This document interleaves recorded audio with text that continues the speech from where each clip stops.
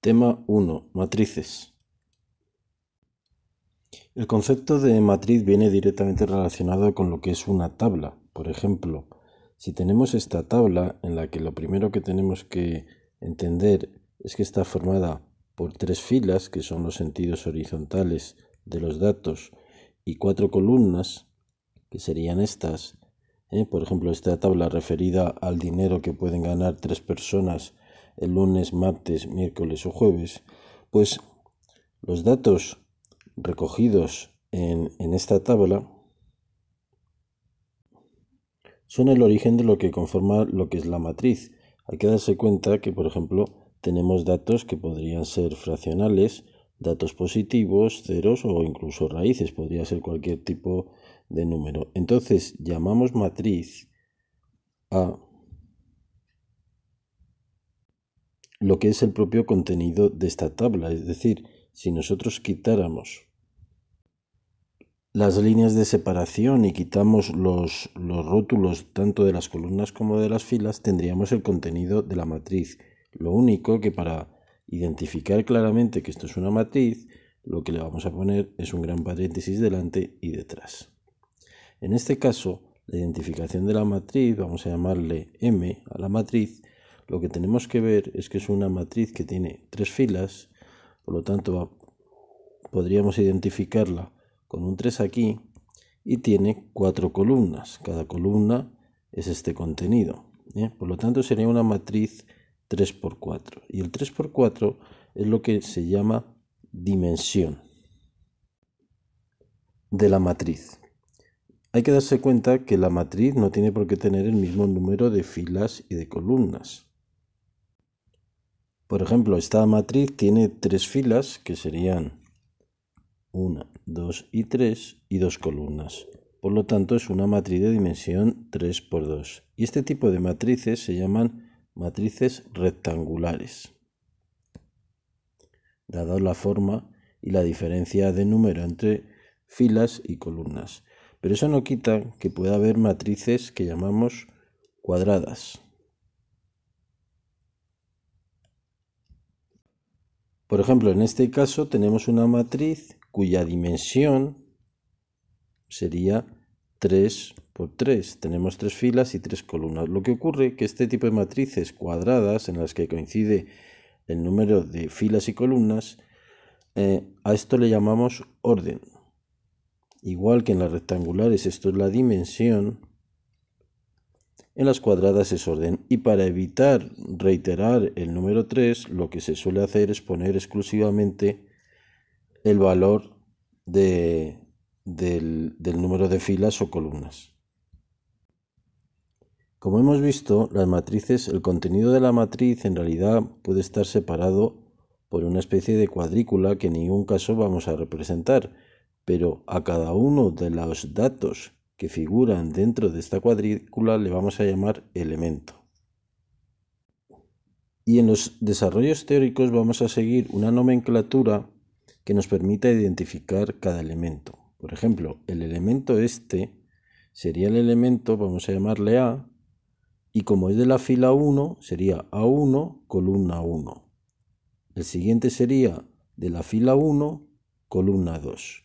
Fila 1, columna 3, etc. Al último elemento, si estamos hablando de una matriz que es, por ejemplo, M por N de dimensión, quiere decir que hay N columnas. Por lo tanto, el último elemento genérico sería el 1N. En vertical tendríamos lo mismo. El primer elemento sería de la fila 2, columna 1, fila 2, columna 2, fila 2, columna 3, y el último sería de la fila 2, columna L. Así lo podríamos estar desarrollando en función del número de filas y número de columnas que tenga. Evidentemente, el último elemento que nos aparece aquí será el elemento de la fila M, columna N. Por otra parte, si queremos hablar de un elemento genérico que pertenezca a la matriz, se suele utilizar la terminología de llamarle a fila I, columna J. Esto lo que representa es un elemento cualquiera de esta matriz, incluso en muchos casos a la matriz se la representa como la matriz A sub i j. Por otra parte, en el caso de matrices cuadradas, a los elementos que conforman esta diagonal se le llama diagonal principal, que serían los que conforman esto. Y por otra parte, a la diagonal contraria se le llama diagonal secundaria. Aparte de las matrices rectangulares y las cuadradas, podemos identificar distintos tipos de matriz. No tiene especial importancia, pero tenemos, por ejemplo, una matriz fila en la que solo hay elementos en una única fila. Esta sería una matriz fila. Evidentemente, sería, por ejemplo, de una fila por 3 columnas. De igual manera, tenemos matrices columna. Por ejemplo, una matriz columna de 3 por 1 sería en la que solo existe una columna. También podemos hablar de lo que se llama matriz triangular, que es aquella en la que bien por encima o bien por debajo de su diagonal los elementos son ceros. En este caso, a ver que no me líe, tendríamos esta matriz que, dado que donde quedan datos es en la parte inferior, llamamos matriz triangular inferior.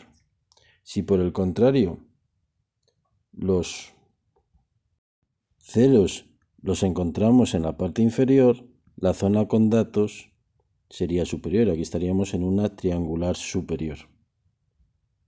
Por último, si tenemos ceros a ambos lados de la diagonal principal, es decir, en este caso se nos forma una zona de ceros y otra zona de ceros, hablaríamos de una matriz diagonal.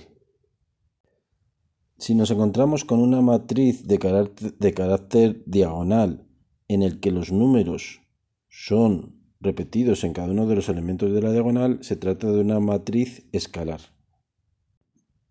Y si nos encontramos dentro de una matriz diagonal que es escalar y que además los distintos elementos de esa diagonal son todos unos, estamos hablando de la matriz unidad. Y esta matriz va a tener una especial importancia de cara a determinadas operaciones que hagamos posteriormente. La vamos a llamar, ya con un nombre, va a ser I, matriz unidad. Por supuesto, la matriz unidad la podremos tener de orden 1, de orden 2, 3 o de orden n, dependiendo de su tamaño. Es decir, que tenemos en realidad distintos valores de la matriz unidad. Pasamos a hablar ahora de las operaciones con matrices. Dos matrices se dice o son iguales si los distintos elementos, cada uno en su posición de cada matriz, son iguales. Por ejemplo, si tenemos dos matrices A y B y la matriz A es esta de aquí, la matriz B, para que sea igual a A, significa que elemento a elemento tienen que ser iguales. En este caso serán iguales. Evidentemente, las dos matrices tienen que tener la misma dimensión y pueden ser rectangulares, cuadradas o como sean. Respecto de la operación suma de matrices, lo primero que hay que tener claro es que la dimensión de ambas matrices tiene que ser la misma. Es decir, si en este caso la matriz A es 3 por 2, para poderla sumar, la matriz B tiene que ser 3 por 2. Y la operación es muy sencilla. La operación será sumar la posición elemento a elemento. Es decir, sumamos el A11 de la primera con el A11 de la segunda, es decir, 5 más 0. Esa sería la primera posición. La segunda posición, el segundo elemento, se sumaría con el A12, 0 más 1. Y operando 1 a 1 los distintos elementos, nos quedaría esta matriz. Sustituyendo evidentemente esto por el 5 y esto por el 1. Esa es la matriz suma, que recuerdo que esta matriz será de dimensión 3 por 2, exactamente igual que A y que B. Otra operación es el producto de una matriz por un número escalar o número real. Es decir, si tenemos un valor k multiplicado por a, por ejemplo, el valor k, imaginémonos que es el valor 3, pues el resultado de esta matriz sería multiplicar 3 por cada uno de los elementos. Sería 3 por 5, 3 por 0, 3 por 0, 3 por 2, 3 por 1 y 3 por menos 2. Haciendo esas operaciones, la matriz resultante sería de este tipo: 15, 3, 3, 6, 3, menos 6.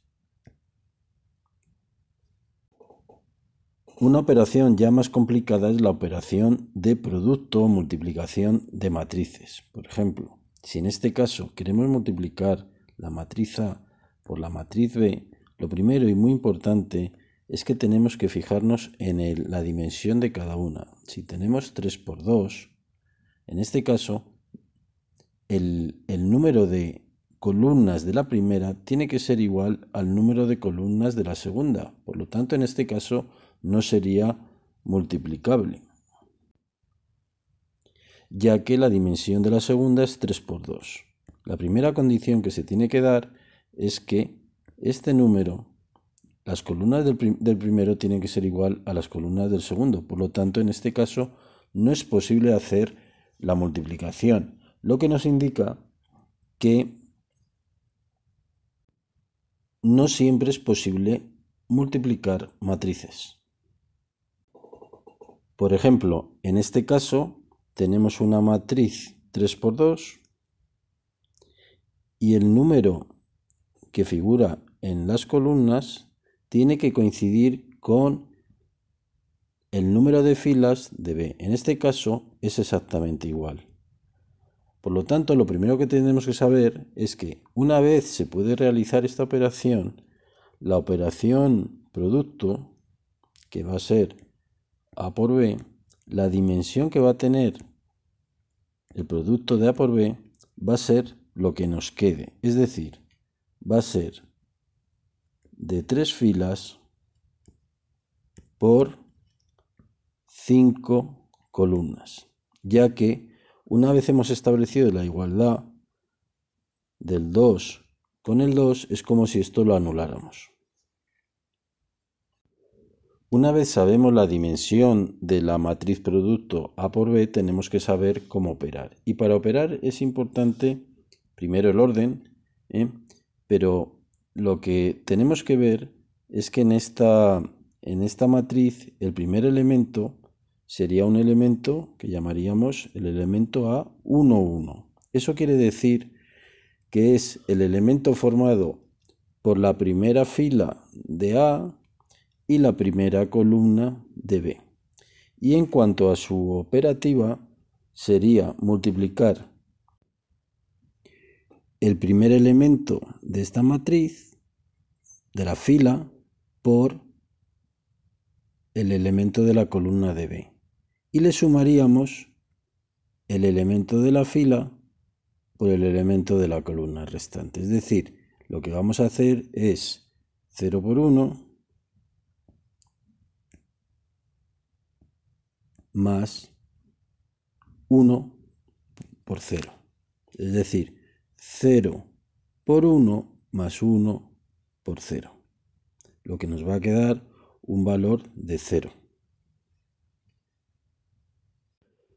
Es importante seguir el mismo orden siempre para no equivocarnos. El siguiente orden que tendríamos que calcular es el elemento A, que es de la fila 1, columna 2. Por lo tanto, tendremos que multiplicar la fila 1 de A por la columna 2 de B. Eso sería 0 por 2, ya que multiplicamos la fila por el primer elemento de la columna, más 1 por 1. Eso nos queda 1. El tercer elemento es el elemento fila 1, columna 3. Por lo tanto, vamos a seguir multiplicando la fila 1 de A por la columna 3 de B, que nos va a quedar 0 por 0 más 1 por 2. Es decir, el resultado de esto va a ser 2. Y así lo haremos progresivamente. Insisto en que es importante seguir siempre el mismo orden, ir multiplicando la fila completa por las distintas columnas. Luego pasaríamos a la siguiente fila. Y la siguiente fila, que son los números que nos van a venir, empezaríamos por aquí, será 5. Multiplicaríamos esta fila por esta columna, porque estamos en el elemento de la fila 2, columna 1, el elemento 2, 1. Ese elemento será 5 por 1 más 0 por 0, lo que nos queda un valor de 5. Y así lo iríamos completando la matriz producto en toda su amplitud. Por ejemplo, y si nosotros quisiéramos saber cuál es el valor de este elemento, que este es el elemento de la fila 3, columna 4, pues lo que tendríamos que hacer es multiplicar la fila 3 por la columna 4, lo que nos quedaría 2 por 4 más 1 por 0. En cualquier caso, tenemos que completar la matriz que quedaría de esta manera. Llegado a este punto es importante conocer también otros tipos más especiales de matriz. La primera y muy importante es la llamada matriz nula. En este caso, todos los elementos son ceros. También la matriz simétrica, que es aquella que cualquier elemento ij es igual al elemento ji. Esto es muy sencillo. Por ejemplo, tenemos el caso en el que el elemento 3, si cogemos la diagonal en este sentido, este elemento es 3. Si este elemento es 4, este es 4. Si este es 2, este es 2. Es decir, se produce una simetría de cada uno de los elementos con respecto a la diagonal principal. Y la matriz antisimétrica, que es parecida a la anterior con la diferencia de que cualquier elemento ij es igual al elemento ji, pero en negativo. Es decir, si nosotros tenemos esta diagonal, una matriz es antisimétrica si cualquier elemento, por ejemplo el elemento 6, en su lado opuesto es 6, igual que la simétrica, pero en el sentido negativo. Por ejemplo, si aquí tuviéramos el 2, tendría que ser el valor menos 2. Y si este valor es 1, el antisimétrico es el menos 1. Y así podríamos completar toda la matriz con este carácter. 1, menos 1, 4, menos 4. Esto es una matriz antisimétrica. Las anteriores son matrices curiosas, pero la que tiene una especial importancia es la llamada matriz traspuesta de A, que notaremos como A elevado a T, con el superíndice T. Esa es la matriz traspuesta. La matriz traspuesta de otra es aquella que, por ejemplo, si tenemos la matriz A con estas características, lo que vamos a transponer son las filas por columnas. Es decir, si la primera fila tenemos estos valores, los tendremos en la traspuesta como valores de columna. Es decir, la matriz traspuesta de A sería 1, menos 1, 7. Y la segunda columna sería la primera fila de la primera, que sería 2, 3, 4. Insisto en que este tipo de matrices será de especial importancia cuando calculemos lo que vamos a llamar matrices inversas. Pasamos a ver las propiedades de la multiplicación de matrices. Centrándonos en las matrices de carácter cuadrado, matrices n.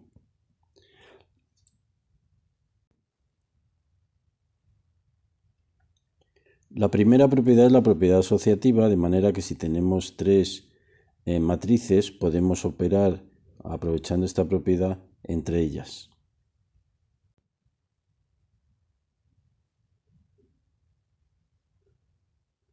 De igual modo, la propiedad distributiva es una propiedad del producto y suma de matrices.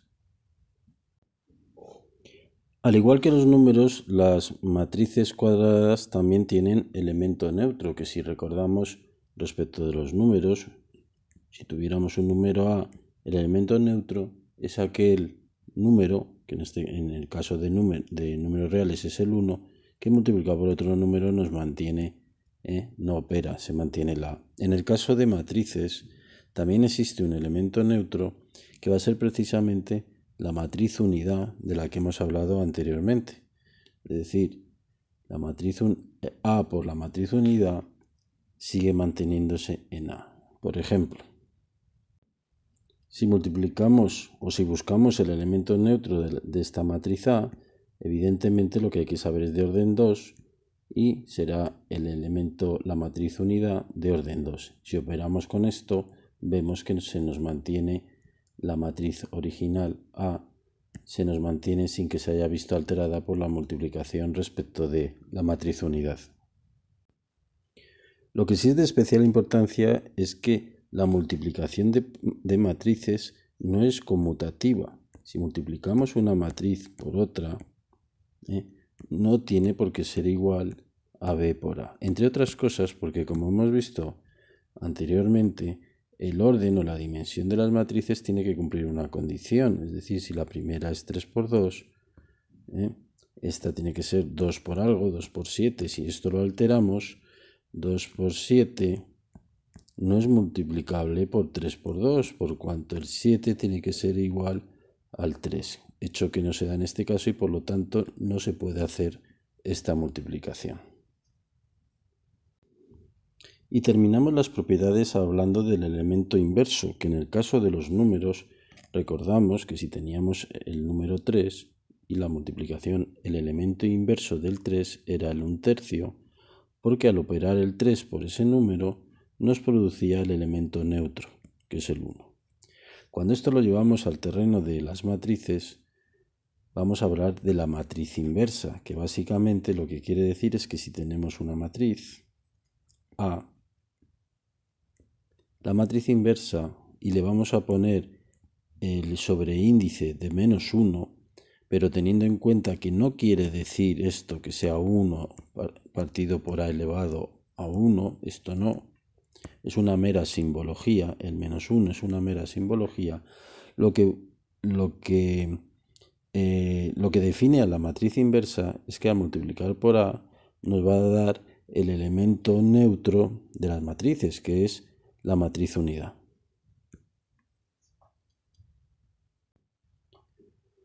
Uno de los mayores problemas que nos pueden poner es el cálculo precisamente de la matriz inversa de A, y para eso vamos a utilizar 3 posibles métodos. El primer método se deduce de la propia definición.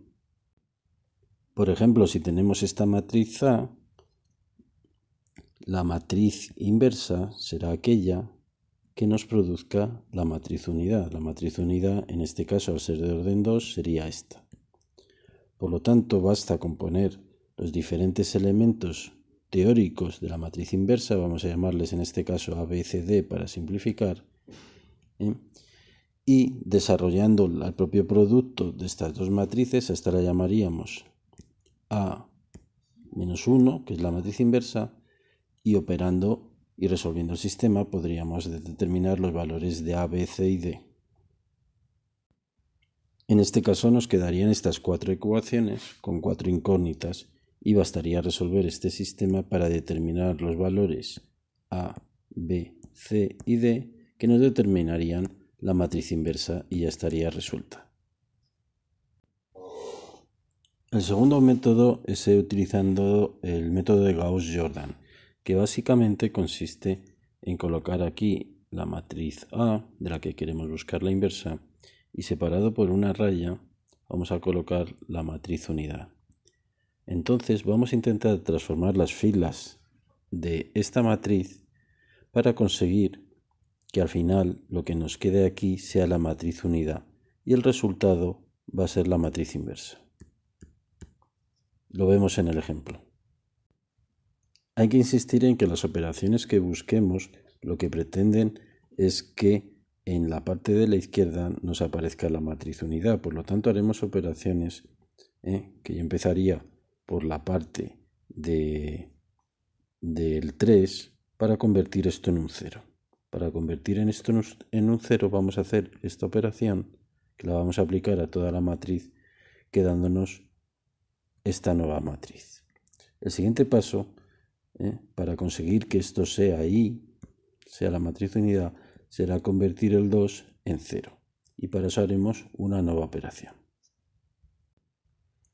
Tras operar de acuerdo a lo indicado en esta operación, finalmente nos queda aquí la matriz unidad y por lo tanto la matriz inversa será precisamente lo que queda aquí. Es decir, quedará 7 menos 2 menos 3, 1. A este respecto es importante tener claro que podemos realizar determinadas operaciones con la matriz. La primera es la de intercambiar las filas, es decir, si tenemos esta matriz, podemos perfectamente intercambiarla por esta. La segunda cuestión es que podemos multiplicar una fila por un número. De igual modo, podríamos tener una matriz que multiplicando por 2 quedaría 4, 2, 4, 5. Y también podemos sumar filas. Por lo tanto, una fila cualquiera, por ejemplo la fila F, J, vamos a llamarla así, puede quedar como resultado de multiplicar por un número la fila I y sumarle o restarle, evidentemente, otro número multiplicado por la fila H. Aprovechando estas operaciones es como tendremos que conseguir que nos quede la matriz unidad en la parte izquierda siguiendo el método de Gauss. Existe un tercer método que lo veremos en la lección siguiente, que es por determinantes. Pero en cualquier caso, siempre tenemos que aprovechar los conocimientos que tengamos del método de Gauss para simplificar la matriz lo más posible. En relación con lo que hemos comentado antes respecto de que se podían sumar y multiplicar filas, llamamos dependencia lineal o combinación lineal, y este es un concepto importantísimo, a cuando una fila, por ejemplo en este caso la fila 3, es resultado de operar mediante sumas y multiplicaciones respecto de otras filas de la misma matriz. En este caso, si nos fijamos, la fila 3 es una combinación lineal de la fila 1 y de la fila 2, porque multiplicando la fila 2 por un número y la fila 1 por otro, en realidad por el 1, y sumándolo, obtenemos la fila 3. Esto se llama combinación lineal o dependencia lineal. F3 depende linealmente de la F1 y la F2.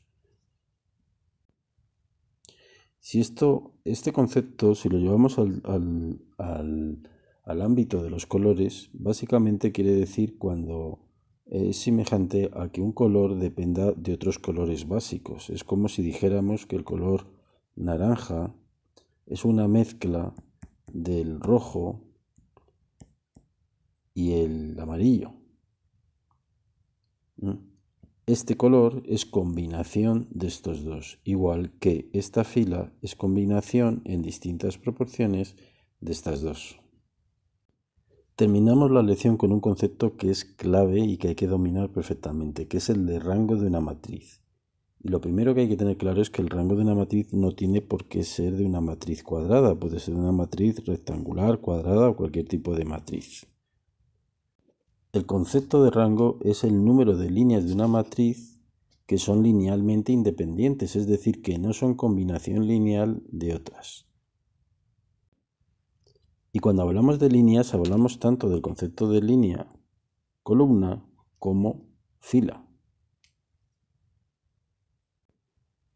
Y yo añadiría al número de líneas que es el número menor de líneas que son linealmente independientes. Por ejemplo, en el caso anterior, si tenemos la matriz A, hemos visto que esta fila depende linealmente de estas dos.